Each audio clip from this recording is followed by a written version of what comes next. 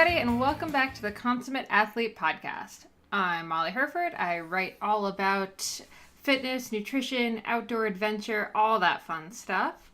And currently I'm pretty much entirely packed up into one bag this time for a pretty epic trip we have planned. I suppose if you don't have to count the other 3 bags you have, you definitely have one bag. I just want to say, compared to last year's excursion to the same places. Yeah, I guess that's true. I am Peter Glassford, and I am Molly's co-host here on The Consummate Athlete. I am a registered kinesiologist and an endurance coach, and on this podcast, we look at all sorts of different sports and movements. Often we do talk about cycling and different types of cycling, as that's sort of our background, but we try and look at other sports and movements, see what we can learn from people who, coach that or, are doing lots of different sports or are experts in different sports. So, yeah, how has your consummate athlete lifestyle been the last couple weeks? Well, yours was pretty good this week, as you got to add wife carrying into the mix. That is true. I had a pretty awesome, as listeners know, I had a really enjoyable crit experience racing in the New England Crit Week. Things were going swimmingly. I had an awesome 4th of July back in the U.S. with my family. My dad came out and rode his bike next to me for an 18-mile run. So we had some really good chats. And that's something you guys used to do all the time. Yeah, when I lived back there, we would do that most weekends when I was training pretty heavily. So yeah, that was super fun. Then, had a bit of cramping issues over the weekend, but still managed to, I'm going to say, have a consummate athlete weekend on the grounds that I lugged a ton of stuff to the dump and scraped up a ton of stuff as we're redoing some stuff in our condo. Yeah, and I think that's part of the reason, most of us aren't, high performance, Olympians. So there's disruptions for travel. The kids are at swim tournaments, we're injured, body's getting sore. And I think that's, certainly that's why I got into or sort of started down this path of movement and movement variety is, it's fun. It lets you interact with different people, but it also helps you work around injuries and sort of keep your sanity, right? Because a lot of us, I know I am pretty much addicted. If I don't get to move, then I start becoming somewhat grumpy.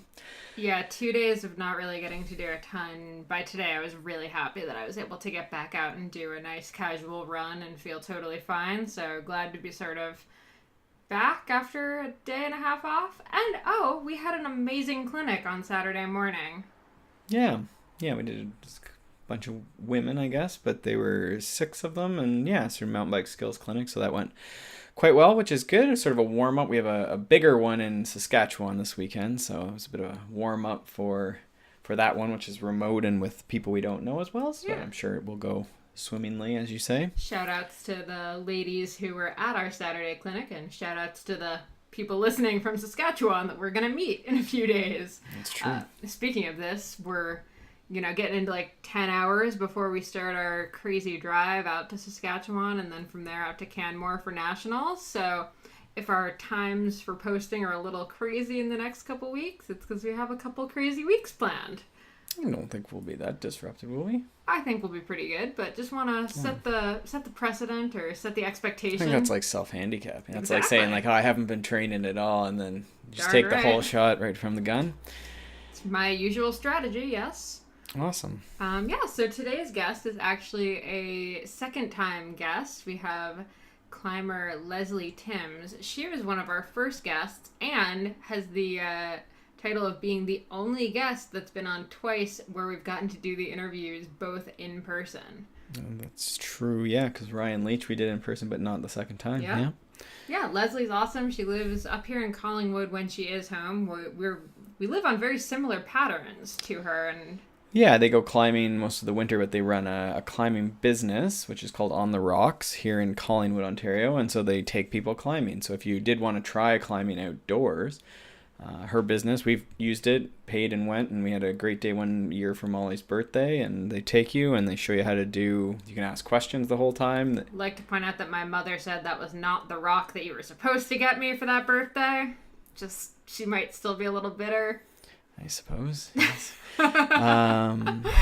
So today we have Leslie on, sort of an update, because she is a super interesting person, quite a talented rock climber. And we do talk a bit about training and some of the new things she's into.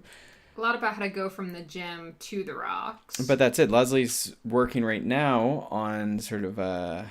new initiative. An initiative is the word I was looking for. And what's it called? Rock Respect. Rock Respect. And so there's a lot of folks, the Olympics are coming up wherein they've added rock climbing to the Olympics. So that and just, more and more people getting outdoors and everything else are going from the gym, like a rock climbing gym, an indoor climbing sort of scenario where you don't have a lot of the survival skill or the danger. It's pretty safe. There's pads all over the floor. To an outdoor environment, right? And that transition can be tough because there are all these other factors, right? It's sort of like going from a spin class to mountain biking out in the wilderness, right? You're exposed. There's rocks that, things aren't consistent. There isn't a person at the front desk to call the ambulance for you. And there's a lot of just etiquette, and they're into sort of just not littering and not making new trails. So there's a whole bunch of stuff. So she's got downloadable on the rockrespect.ca website. They have a downloadable posters and all sorts of things you can put up if you have a climbing gym, or if you're just interested in having one for yourself. Yep, she's doing more talks at gyms around and a couple festivals coming up. We talk about that, and you can find all of that stuff on the Rock Respect site as well. Yeah, and they're all over the place. There's some around here in Collingwood, just north of here, and then also there's some out west that she's doing as well. And then she's a partner in this as well. So I think they're doing some in Toronto and around different areas. So. Yeah. Even if you're not into climbing, this is a super cool episode just to kind of hear how someone, handles a professional athlete career kind of combined with this really cool, really full schedule of professional life. And then now she's adding in even more stuff. So how she kind of balances all of those together and how to sort of deal with some curveballs in business and all that. Yeah, and I think the one training thing, we talk about it more in the last episode with Leslie, but the concept of grip strength comes up a lot. And a lot of people I work with have some sort of, flexion-based, or just, I would categorize it often as just they don't have strength in their hands. So they're getting overuse from typing and holding their phone and then holding their handlebar on their bicycle or holding onto a rock. But we talk, and again today she's got a new sort of fingerboard is what it's called. So, but like a board you're going to hang off of. A new thing that she's had good success with. And then did we talk about Pilates today? I think we did, yeah. Yeah, so she's really into Pilates right now and finding really good success with that. So it might be worth trying even that. So I think it's worth a listen, as Molly says, as always. All right, let's dive in. Enjoy. So what did you guys do for the winter? So I actually tore my calf muscle like crazy right before we left on our trip. Right. So I was kind of out of commission. We rented an apartment in Mesquite, Nevada. Oh my God. So one of you recovers and then the other one gets injured? injured? We're seriously in that pattern. It's ridiculous. So Kyle had a great trip, but... Because he had a bicep? Was that and what then he had? his healed, and then I tore my calf muscle. I think we had like 2 weeks that we climbed together, like injury-free. But yeah, I was out of commission for 3 months. How did you do your calf? It was like I was jumping? down climbing off a formation actually, and I slipped and just landed weird, and I felt it just go like, and then I still had to get off. Yeah. So I was like halfway, and so I just like ruined it because I still had to down climb another 20 feet. So the whole way was like, the whole way down. No. Yeah, and then I ended up coming back too early. Mm-hmm. So I like rested for like 4 weeks, and then I went and trained with Sarah and just went a little too crazy, and then went and climbed and then went a little too crazy, and then retore it way worse than it was. So then that was another 2.5 months after that. So it was pretty much a complete write-off climbing wise, and we rented our house, so we couldn't come home. All right. So, which isn't the worst thing, honestly, for me. But come on, that would have been so depressing. Yeah, like, exactly. To the Just Canadian... sitting there with my foot up. Can't even ski, can't snowshoe. Exactly. Yeah, Yeah. that would have been a bummer. But it was kind of good for rest-wise, because I couldn't do anything. So it was like, I just chilled. Yeah, like what do you do in Nevada? Like, did you go gambling or something? Kyle did. Yeah, Yeah? he played a shit ton of poker. He paid for our whole trip. What? Yeah. Oh, so he's good at poker. Yeah, okay. he's really, Well, that's good to know. really good at We poker. should probably have him on for like a poker. Well, he's or start a having a poker poker shark. league. Some sort of game where I can be his teammate and we can Yeah, win. yeah. That would be good. He plays poker every Wednesday if you do Really? play poker. Yeah, Okay. you No, can I'll have to totally go learn, out. but I'll learn. I'll learn quickly. Or that's my story. Maybe that's my bluff. Yeah, new. Yeah, Leslie was telling me this little league you guys have. Exactly. Sounds fun. You don't need to be good, actually. I have They want people that aren't $10,000. gonna come. They're like, come on out. Come. But that's actually how I started Rock Respect, was because I tore my calf muscle. I couldn't do anything all winter. I got bored as hell. Yeah. And I was like, and somebody sent me an email, 2 people actually, kind of within the same time. And they were like, you know, you're a guide. We think there's this huge issue right now with climbers and blah, blah, blah. And I was like, sat and stewed on it for a couple days. And then all of a sudden it was just like, I became possessed. And I was just like, Rock Respect, rockrespect.ca, respect the environment. It like came to me like that. And I was like, like crazy for like 2 weeks. I was like, like this lady possessed, and yeah, and that's how it So I have a side hobby. I love owning domain names, especially other people's domain names. So was that the first thing you did? Like, did you get this name and then you bought the domain? First thing was check to see if the domain was available. Yeah. I keep thinking it's going to become irrelevant, domain names, right? Because like you could Google Rock Respect and it basically pops up, right? For most sites, for most things. But it still seems like you need a domain name. And they keep making new ones. I thought I owned, what was it that I thought I got? They released .bike domains. Oh, yeah, and I was like, mountain.bike. And I was like having a panic attack. Like I don't think I've been that excited for like anything. So we had like all these ones like road.bike and like all the obvious .bikes, right? And I figured I'd get like magazines, and this is borderline illegal and gray area illegal. And I've got... So instead of .com, you get .bike. Yeah, and so we have like the local club here is Cork.bike, which doesn't really make sense, but the name of the club is Cork, and then we just use a .bike. Right. It is sort of confusing for people because they only understand .com, basically, right? Yeah, it's it's true. up here. The people do get it, but like if they're trying to remember the website, a lot of times people will try, and that's always the downfall of not using .com, right? Mm-hmm. And you're right, in Canada we're pretty used to it, but that's an aside anyhow. So Rock Respect, it seemed like there was a couple goals with that, though. So there's the Climber's Code of Conduct, which seemed like it had 4 elements. Yeah. So do you want to run us through sort of that code of respect, then? Yeah. So respect the dangers, respect the environment, respect others, and respect access. Okay, and I know with mountain biking, like IMBA has for many years sort of tried to do that, like leave no trace, and like if you are coming upon someone on the trail, like who has the right of way, and other users who has like the right of way with horses, and because we have the same horse riders, equestrian get upset, hikers get upset, and then you have trail access. So is that what essentially you guys are running into, like hikers, very similar stuff, environmentalists, you know? Yep. So others, other user groups for sure. Other climbers. So there's definitely like a code of ethics, you could say, within the climbing community that, you know, unless you've been in it, you don't really know it, right? And it's kind of one of those things that nobody talks about, but we all know what you're supposed to behave like. So I would say that definitely comes into play, like not pissing off other climbers with regards to like right away and that kind of thing. Surfing has that a lot too, yeah, right? Surfing, very similar. Yeah, exactly. I got yelled at once surfing. That's my weight, man. I'm like, I don't know. Sorry. Yeah, but I feel like surfing and skateboarding's like this too. We had a guy who has a really cool business down in New York who has like more oriented for kids, like camps and stuff for skateboarding, but he does like adult, like learn to skateboard things as well. And I was saying that like because a skate park is similar to, I feel like the ocean's even crazier, but like in a skate park it just seems like chaos, right? But there's like unwritten code, like you feel the flow, man, and like but it's always like nebulous if you aren't able to feel the flow. Totally. Right? There's got to be some rules. But I feel with climbing, especially top rope, it must be a little bit more evident. It's more straightforward. The line is the line, sort of, right? It's more straightforward. You know, like if somebody's dropping a top rope on a route, but there's a guy that's about to lead up the climb, right? Like leader rights, yeah, you know, that kind of thing. And I wouldn't say that's like the main focus of Rock Respect, like, you know, that kind of stuff. But definitely it's things we mentioned for sure. Yeah. Just kind of getting people on board with the etiquette at the cliff. And on your Instagram, I've actually been enjoying the couple posts that I've seen.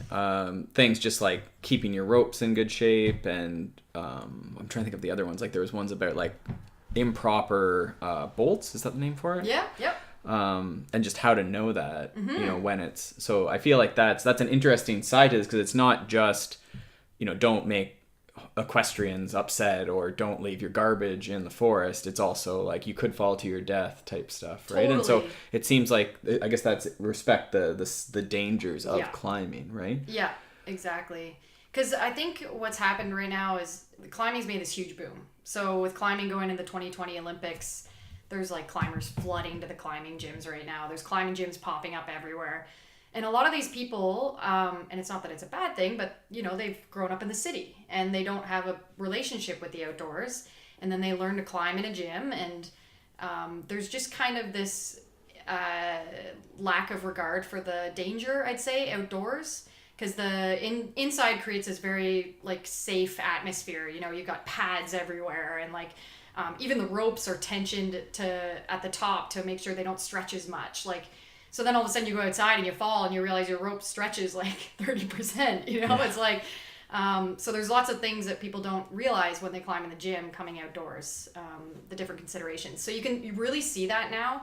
That people are just like, oh, screw it, let's go climbing outside, you know? Oh, that guy in the gym climbs really hard. He knows what he's doing, you know? And then all of a sudden these people are outside, and for a climber that knows what they're doing, they're looking over, they're like, I think I should leave because there's going to be an accident that's going to happen in like 2 seconds. So, yeah, that's why the respect the danger has been a big focus of ours, especially in the social media, because I find it's like a big part of the new generation. They all are on social media, right? So that's our way of kind of getting out to them. You have to, yeah. And so in line with that, you have one more part of the rock respect thing is the gym to rock. Mm-hmm. So as far as that, like, when I first saw it, I thought it was like, all right, training programs to get this, but a lot of this is built around this respect, sort of the code of ethics. Yeah. For when you're going out, right? Like totally. you may have the skill of going up something, but then it's all the other aspects, right? Yeah, exactly. So just kind of educating people on how do you transition outside, right? Because it's not really the gym's responsibility to teach people how to, you know, make that transition outdoors, but at the same time they are planting the seed into people to rock climb. So that's why we thought it was like a natural relationship, the whole like getting the code of ethics into the gyms, having the gyms promote rock respect, and then also getting the gyms to run gym to rock programming, providing easy access, free information for people for transitioning. And you guys have, I'll link to it, but there's a PDF as well that has the code of stuff, and then a gym or whoever could post this. Yeah, so we actually printed posters for all the gyms in Canada, and we've shipped them out. Oh, so wow. I think we've got them in like 50 or 60% of the gyms already across Canada. Okay, awesome.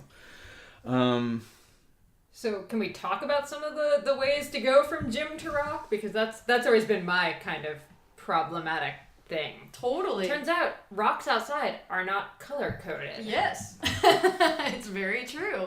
That is definitely one of the first things people notice when they go outside is that, oh, things aren't taped and marked. Yeah. And, you know, you need a guidebook to get around to even find the climb you're looking for. My recommendation with anybody when making the transition to gym to rock, and I know that this is the difficult part now, is nobody wants to pay for a course. You know, it's expensive. But my answer to that is, how much is your life worth? And I know as a climbing guide, it's kind of like, oh, she just wants people to like. Honestly, I like gym to rock. This rock respect thing is probably like the worst thing for my business, because I'm going to be giving away free how to transition outdoors, don't kill yourself tips. Really, I want to encourage people to join up with some friends, take a course with a guide, learn as much as you can in a day. If you can't afford to do that, finding somebody at the gym who's got, you know, oh, I've been climbing for 15 years, like, go talk to that guy, get him to take you outside, you know, find a mentor, find a guide. That's like how you should transition outdoors. It's not something you just buy the gear at Mech and go for it. You know, watch a YouTube video. That's not the safe way to do it. Right. Yeah, and we did not take one of the climbing courses, but we went out for a day with one of your guides, and it was really, really good for sure, and at least gave us the initial sort of exposure. And it really wasn't, in the grand scheme of things, there's a lot of things like to go downhill mountain biking or whatever people do, like laser tag or something, like it's all these things, like for a group it's really not that expensive. No, right? No, like it's for not. that like half day sort of like exposure to outside climbing, right? Well, and that's the thing. I think people see the number and they're like, whoa, but you have to remember, like, for example, if you want to learn how to set up top ropes, you could do that in a 1-day course, you know, like, so that's 1 day of your time, you know, a couple $100, and boom, you now safely can set up top ropes outside. Like, really, is that a huge investment to you, you know? No, it's so funny. And I struggle with this with mountain biking, like, because people won't drown, like, instantly, like, it's so odd. Like, tennis, golf, and swimming, I feel like it's obvious. You take lessons, everyone's, you know, having a coach makes so much sense, but cycling, apparently, it's not as common. Climbing can kill you really easily, yeah, well, too. I feel like, both sports are quite dangerous. Yeah, like, for people sure. get hurt. Even people who know what they're doing get hurt, Yep, right? And, definitely complacency kills. But yeah, there's certainly some, like, basic rules of thumb and, like, procedures that make it much safer, right? And more enjoyable. And there's rules of thumb, and, like, when you develop these good habits early in your climbing career, you will enjoy a long, safe, happy climbing career. But if you miss those steps, you're really just like a ticking time bomb. Right. Because I was that person. I was the person that just went and learned from some dude that, like, was like, hey, you want to learn how to trad climb? Okay, you just stick this and put it in the wall and go for it, you know? And I was like, ah. And then after that, like, I just had countless near misses happen. Where I was like, how am I still alive? And that's actually what made me want to become a guide, because I was kind of like, wow, I want to encourage people to take a course because I somehow got out of it alive, but I don't think everybody else would be so lucky. Right. So then what is involved, like, as far as we talked a bit about this the first time you were on, which is episode 10, I think, and we can link to that when Leslie was on last time.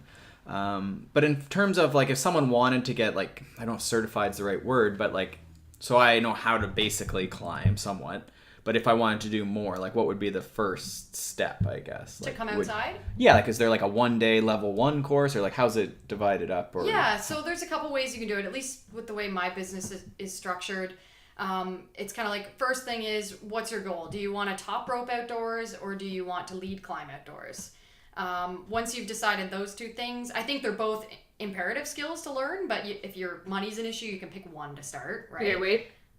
Layman terms, what are Oh, both yeah, of them? so and we top do go roping- up in the first episode, but yeah, just for top briefly. roping, rope is above you the whole time, so if you fall, the rope is always there. You And just so sit generally, back like, you onto would it. walk up to the top, basically, Exactly. or someone, I guess, would have laid that rope beforehand. Yep, so there would be, like, bolts in the wall, or trees, or boulders, or something, or gear that you actually bring and put in cracks.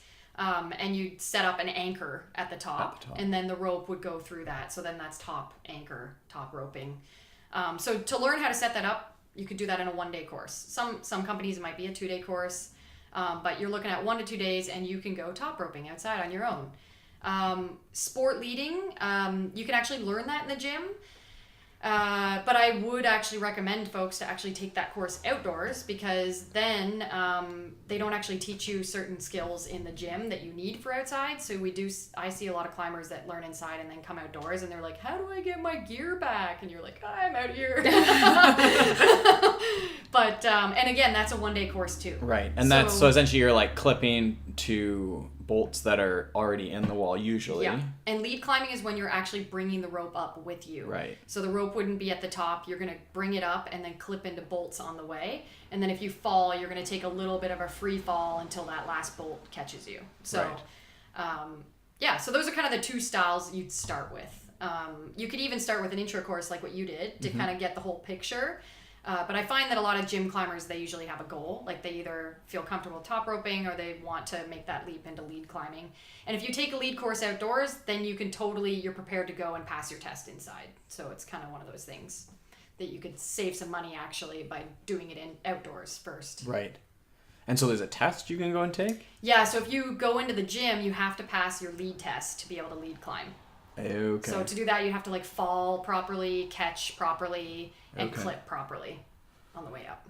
Okay, and then it seems like, especially for lead climbing, if you were in a new area or you didn't know, then you would want to assess those bolts. Totally. So is that like a jiggle test, or like how do you know that that's, because it's essentially, I always think like it's like a drywall anchor or something, right? Like it's an expanding bolt that someone's put into a drilled hole in the rock. Yep. Or into a crack in the rock too, right? Or is that usually just like drilled into the rock? Yeah, the cracks is where that's trad climbing, where you actually place your gear into the cracks.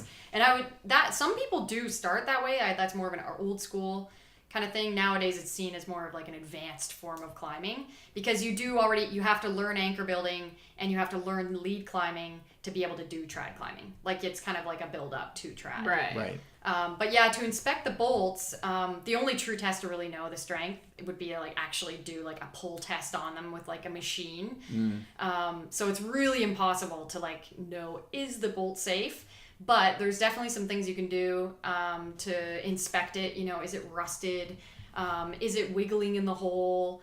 The hanger that you clip, that you put your carabiners into, if that's spinning, it doesn't actually mean that the bolt's unsafe. It just means it needs to be tightened a little bit. So, because sometimes a lot of folks coming outside, they'll see the hanger spinning and they're like, oh, this is a horrible bolt. And they'll actually take the hanger off and then like leave it on the ground or take it home or something. But actually it just needs to be hand tightened, or even just bring a little wrench and do like a soft tighten to it. So, Right. But if the bolt's wiggling in the hole or rusted, that's not a good sign for sure. If there's a body on the ground. That's not a good sign either. Yeah. Walk away. How did you already get on the wall? Okay. I'm trying to think from there. I actually have a question. Now that it's in the Olympics, or it's going to be in the Olympics, has it changed how people are like prepping or Definitely. competing? Like what's what's changed now? Definitely a huge push for the promising youth competitors, I would say. That's why indoor has become so popular now, because it's created this really competitive environment for climbing, and then the youth are they're excelling at it, right? They're agile and they're light and they're Darn them. They've got so much time on their hands, and but yeah, it's awesome. So you can definitely see now there's just a huge like support from the climbing community to our youth right now, and the people that we think are the hopefuls for the Olympics. Yeah. It's pretty cool. Okay, so what is it going to look like at the Olympics? Is it outside? Is it inside? I have no idea. I don't know if it's going to be like outdoor walls, but they will be artificial walls. Okay. For sure. And there's going to be, you have to be the master at 3 components. So you have to compete in speed. You have to compete in lead difficulty. So that's when you're bringing the rope up with you. It's more endurance based. And then you have to compete in bouldering, which is like short burst power. You know, you might only do like 6 moves, but they're really hard moves. Right. And you fall on a pad. So you have to win at all of those, or do really well at all of those, to be the winner. Oh, okay. The ultimate climber. Yeah, geez. So what would training like for that look like? Just everything? It would have to be completely well-rounded. Like a lot of the World Cup competitors right now for bouldering or lead stuff, they're actually going and training all this speed climbing. And so speed climbing, it's always the same route. So they can like copy paste that in gyms all over the world, and then they'll just go and work on that speed climb. And so you see a lot of the World Cup competitors now focusing on that, which is something a lot of them didn't really care for before. So yeah, it's pretty cool. So is it essentially going to become like swimming, where it's all indoors and like swimming's basically the same every time? Yeah. But a lot of the top swimmers may not ever go outside. Yeah, totally. Yeah. Yep. And that's definitely a thing. Yeah. Like a lot of these people have been climbing in the gym for years and years, and you could say that if you put them on real rock, they could be some of the best climbers in Canada, but they just haven't made the transition because they put their focus on indoor climbing. I find climbers tend to do one or the other. Like they'll focus on either the competitive side or outdoor climbing. There's rarely ones that do both. Right. Yeah. And what about, is there a governing body? Like there's the World Cups, so have they sort of taken on the lead then for the Olympics and stuff like that, and who's going? Yeah, I'm not sure how it works. I do know that they just held like some Olympic kind of prep thing down south somewhere. But yeah, like the World Cup's always been like the, competitive thing for climbing that, that all aspire to. So yeah, I don't know how that's going to work, if they're going to partner with the Olympics or...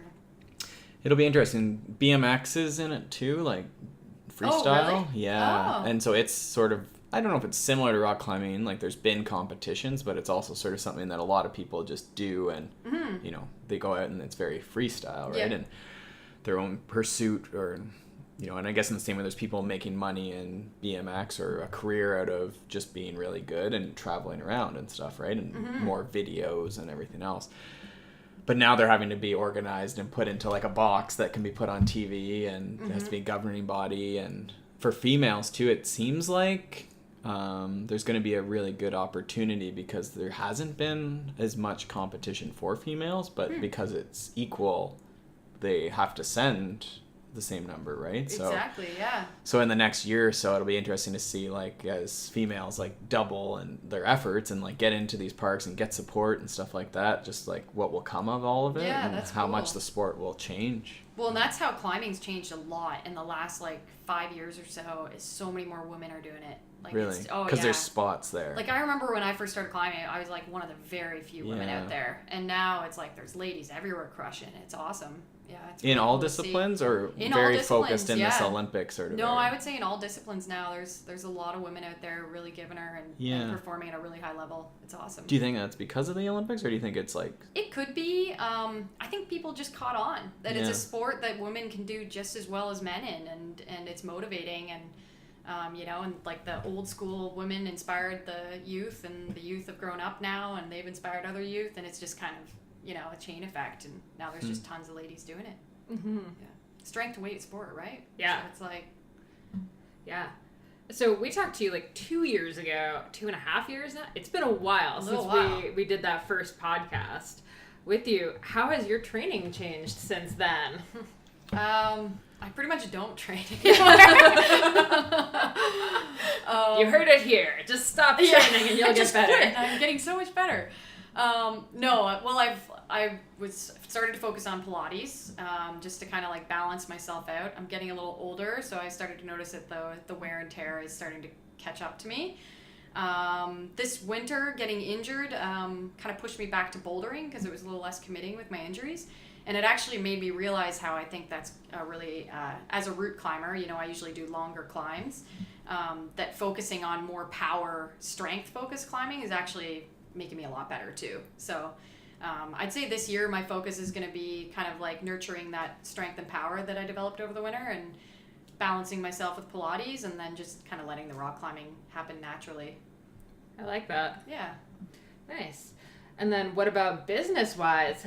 What's new and exciting with the guiding biz? Yeah, it's going awesome. On the Rocks took off like crazy. I think my timing in the industry was bang on. I've got a lot of really great employees now that I work with. We expanded to Milton region, so we now have courses in Rattlesnake. Cool. Which has been great as well. Yeah, things are good. Things are great with On the Rocks. And you're still able to balance the two, traveling for your climbing and then coming back and managing a business. Working on it. Guiding does not make you a better rock climber.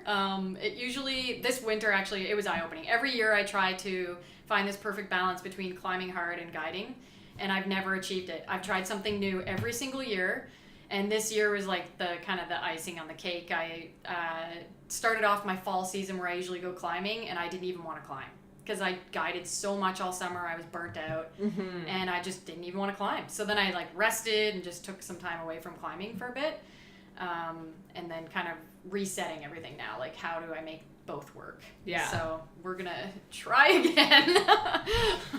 It's so funny how you have, like, I mean, our lives or our business and stuff is sort of similar in that way. Like, you love it, and then it's, I'm essentially out riding with people, but you don't really ride that much, and it's not at your pace, right? And it's not about you. If your business is of any value, it's not about you, right? Exactly. But it's sort of like planning that. I don't know if you plan during the week. Like, I try and think about my training in the course of the week and how that's lined up with other stuff, right? So try and like Monday, Tuesday often is like the day I can actually get out and train for myself. So I have to be careful. Like, Sunday often is race day, so then that sometimes like ruins my Monday, Tuesday blocks, right? You're talking my life right now. Yeah. Right, and then once you get into the week, it's just like it gets away, right? And so it's I have to book blocks like that as well, and I have to incorporate like a really good rest day before a day I want to push myself on the rock, because otherwise, if I like guide and then try to go climb hard, it's like my hands are broken, and it's just like a recipe for disaster. And mental too, right? Like it's all that. You get burnt out. So there's that, and then that's sort of like the micro cycle, and then the macro cycle is that like you can get away for a longer period, maybe in the winter, Exactly. and sort of focus on that, right? And then on the same token, you probably have to do like heavy guiding weeks, right? Like whatever the heavy period is when people want to actually come and climb, right? That's just it. Like I think now I'm just focused on guiding in the summers, and that's always how it's been. Like I don't really focus on climbing in the summer anymore. And then winter's like my time to go and crush for sure, and I think that's the only way it's going to work, honestly. Well, there's not much climbing going on here in the winter. No, so... exactly. Yeah, definitely traveling for that. Yeah, get into the ice climbing or something. Yeah. Thanks. So now, as far as events, what are there any major, like, people can come and we'll link to your website and stuff as far as booking their own stuff, but are you doing like anything in Ontario as far as events or big clinics or anything like that? Yeah, so with Rock Respect stuff, we're trying to run just like information sessions at gyms. So any way we can get the outreach, you know. So I've got some sessions coming up at some gyms. I got one at Rock Oasis on July 11th. The climbing festival coming up on the 22nd Of June. of July. Oh, this is the well. one that's out west. No, that's here that's in here. Beaver Valley. Okay. Yeah, Gotcha. so that'll Cool. be that's a great way if you just want to come and like kind of experience the climbing community. Coming out to that festival is a really great way. Yeah, and so those are kind of the headline ones right now, and then little things here and there.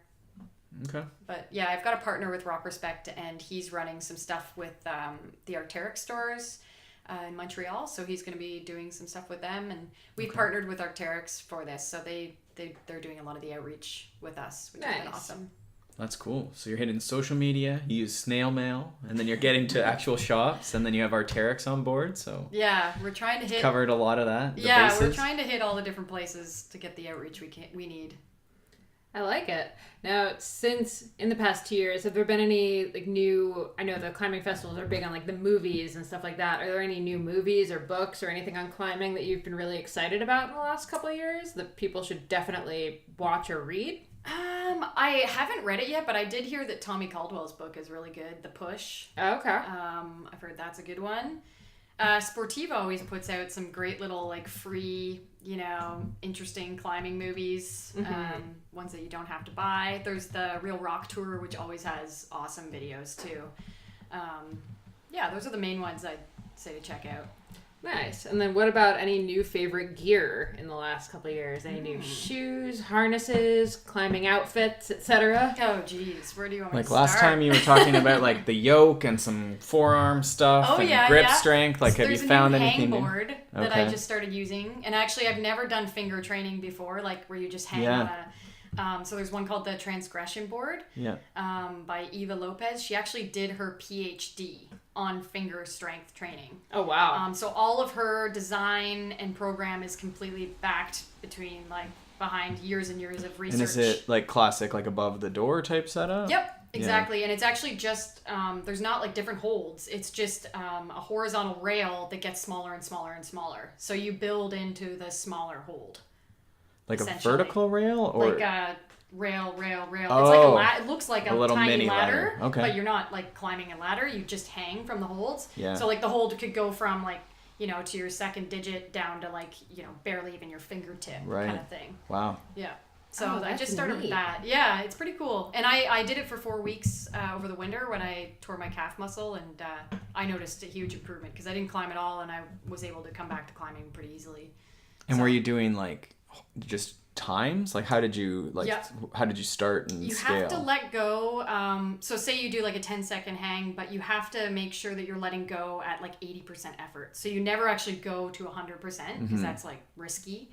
And it's crazy. You do like the workout happens very quickly.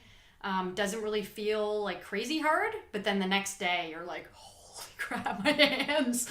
Yeah. So you got to be really careful with it for sure. Yeah, there's a lot of like ligaments and tendons, and that's I think why you're only pushing to 80, right? Is like it's not the muscular limitation. It's like that's what you're hanging on. Yeah, it's almost like programming from your brain too, Yeah. like what you can actually hold. Right.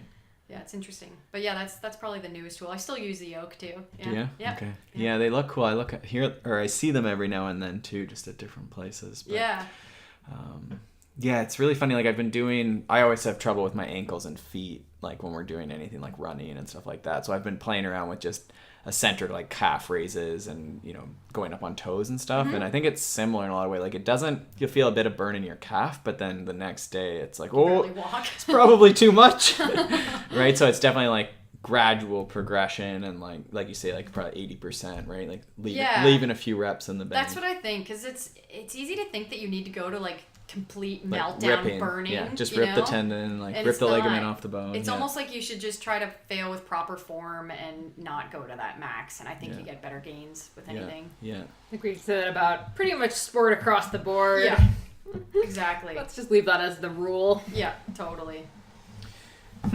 All right, well, I think that's probably a good spot to leave it. I mean, I think we got the key information about Rock Respect and a little update from Leslie, and then hopefully everyone will go and see you at one of these events and festivals or store talks or anything else. Yeah, awesome. The Consummate Athlete podcast is part of the Wide Angle Podium Network.